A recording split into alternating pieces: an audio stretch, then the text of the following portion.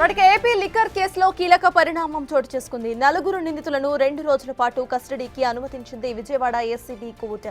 కేసిరెడ్డి రాజశేఖర్ రెడ్డి, ధనుంజయ రెడ్డి, కృష్ణమోహన్ రెడ్డి, గోవిందప్ప, బాలాజీని కస్టడీలోకి తీసుకుని ప్రశ్నించబోతున్నారు సిట్ అధికారులు. రేపు, ఎల్లుండి ఉదయం 8 గంటల నుంచి సాయంత్రం 6 గంటల వరకు కస్టడీకి అనుమతించింది కోర్టు.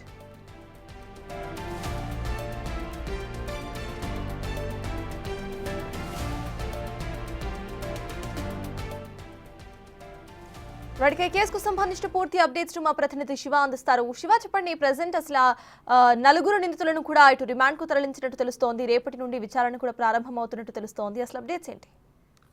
మొత్తం మీద చూసుకుంటే ప్రస్తుతం ఏదైతే మద్యం కేసుకు సంబంధించి కూడా మొత్తం 33 మంది నిందితులను ఎఫ్ఐఆర్ లో చేశారు. దీంట్లో ఇప్పటికే 7 నిందితులను అదుపులో తీసుకుని ప్రస్తుతం వీరంతా కూడా విజయవాడ సబ్ జైల్లో రిమాండ్ ఖైదీగా ఉన్నారు. ఇక ఈ కేసుకు సంబంధించి కూడా ధనుంజయ రెడ్డి, కృష్ణమోహన్ రెడ్డి, బాలాజీ, గోవిందప్పని కస్టడీకి ఇవ్వాలని చెప్పి కూడా 4 రోజుల క్రితం పిటిషన్ దాఖలు చేశారు ఏసీబీ న్యాయస్థానంలో. దానికి కంటిన్యూషన్ గా కేసిరెడ్డి రాజశేఖర రెడ్డికి సంబంధించి 7 రోజుల పాటు గతంలో ఆయన్ని సిఐడి అధికారులు పూర్తి స్థాయిలో విచారణ చేపట్టిన పరిస్థితి కనిపించింది. అలాగే ఈ కేసుకు సంబంధించి సజ్జలకు సంబంధించిన శ్రీధర్ రెడ్డిని గతంలో ప్రశ్నించినప్పుడు ఆయన ఇచ్చిన కొంత సమాచారాన్ని బేస్ చేసుకుని కేసిరెడ్డి రాజశేఖర రెడ్డిని అలాగే ఈ ముగ్గురిని, అంటే ఈ కేసుకు సంబంధించి కర్త కర్మ క్రియ మొత్తం కేసిరెడ్డి రాజశేఖర రెడ్డి అయితే నిధులు ఎక్కడికి వెళ్ళినాయి, ఎవరి ద్వారా ఎక్కడికి వెళ్ళినాయి, ఆ డబ్బులు ఎవరికి చేరాయి, ఆ డబ్బులు ఎక్కడి నుంచి ఎటు వెళ్ళాయి అనే దానికి సంబంధించి ఈ ముగ్గురు వద్ద స్పష్టమైన సమాచారం ఉంది. వీరిని కస్టడీకి ఇవ్వాలని చెప్పి కోరారు. వీరిద్దరిని, అంటే ధనుంజయ రెడ్డిని అలాగే కృష్ణమోహన్ రెడ్డిని, బాలాజీ, గోవిందప్పకు సంబంధించి కూడా వారం రోజుల పాటు కస్టడీకి ఇవ్వాలని చెప్పి, అలాగే కేసిరెడ్డి రాజశేఖర రెడ్డిని 3 రోజులు కస్టడీకి ఇవ్వాలని చెప్పి పిటిషన్ దాఖలు చేశారు. అయితే న్యాయస్థానం మాత్రం